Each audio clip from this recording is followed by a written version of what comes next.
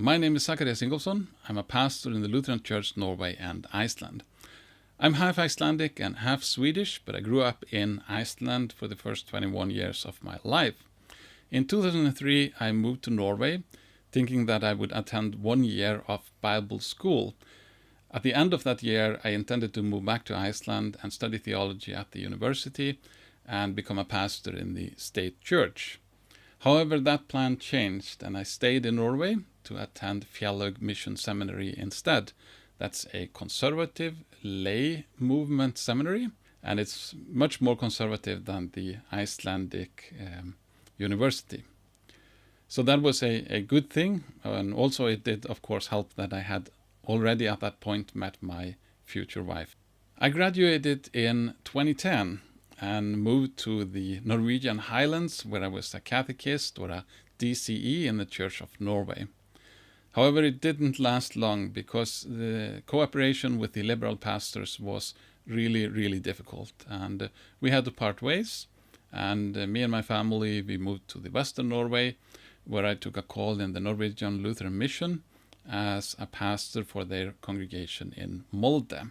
At the beginning of my time in Molde, I had my first ever experience with private confession and absolution. That experience would change my life, both in terms of my own faith and in terms of my understanding of what I was doing there as a pastor. I did not want to be a CEO of that congregation, but I wanted to be there as a servant. I became increasingly aware of the means of grace as the way the Holy Spirit works in His church. So I wanted to preach law and gospel and administer the means of grace to my congregation. This is not exactly how it works in the lay movement, though, and it created some tensions. In 2017, I visited the Concordia Theological Seminary in Fort Wayne, Indiana for the entire spring quarter. There I was able to witness a vision for the church that was different from what I experienced in the parachurch movement, and also different from the state church that I had grown up in. This was a church like the one I grew up in. However, it was not liberal, but confessional and conservative. Christ was preached there. This was where I belonged, and when I got back, I enrolled in the overseas STM program in Gothenburg. I did not want to do anything rash, and it would still take a few years of contemplation before I would move to the Lutheran Church, Norway and Iceland. In 2020, I accepted a call to come to Oslo. Initially, I was to lead the Ad Fontes pastor training program, and in the weekends, I was to be an assistant pastor and travel to the congregations outside of Oslo. However, even before I was able to begin this service, the call changed. I was now asked to be the senior pastor in Oslo. I would still be able to work with Ad Fontes, however, in a reduced capacity, and I would not travel around as initially planned. I accepted this change and was ordained as the senior pastor of Oslo in August of 2020. Now, the Ad Fontes pastor training program, that is a supplement for those who are seeking a theological academic degree at a local seminary, for example, Fjellhaug or a different seminary. And we would give them pastoral training, liturgical training.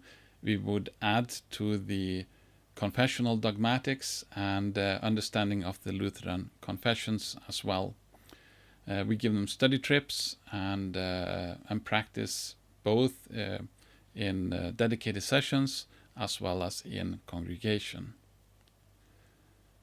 And the congregation in Oslo is a young congregation that has been growing year by year since it was started. In the fall of the same year, my bishop came to me and asked me if I would consider adding a third area of responsibility, namely to start working on a church plant in Iceland. Our initial plan would be to have some online content through a web page, as well as online Bible studies, maybe bi-weekly even, and then travel occasionally to Iceland to host divine service. We would then try to supply with online content in between. Now, I accepted this as well, and the congregation started slow and has been growing slowly, but we are now at a place where I travel there every month to have divine service. In between, we have a reading service where a layperson reads the liturgy and a sermon from a apostle. And we have a young man studying theology in order to become the resident pastor. We have Bible studies in homes as well as online. And this year we had the first 3 people being baptized in our church. The month later we formally chose a board of the congregation, and we have had our first meeting. And I actually want to introduce you to 2 of the members of the board. My name is Sakarias Ingolfsson. I've been a member of this congregation for 4 years now, I believe, or close to that. And we're trying to build together a community of Christian believers.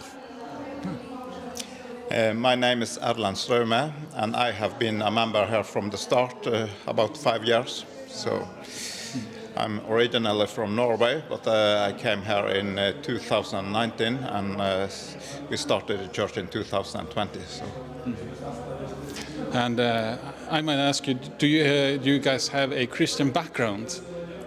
No, well, sort of, like just like any Icelander would have a Christian background, which is very loosely based Christian. Like you would be taught in school some of this, and go to Sunday school and be confirmed and everything, baptized and confirmed. But there was no any sort of real emphasis on real belief or how to be a Christian or anything like that. It's just a very secondary thing.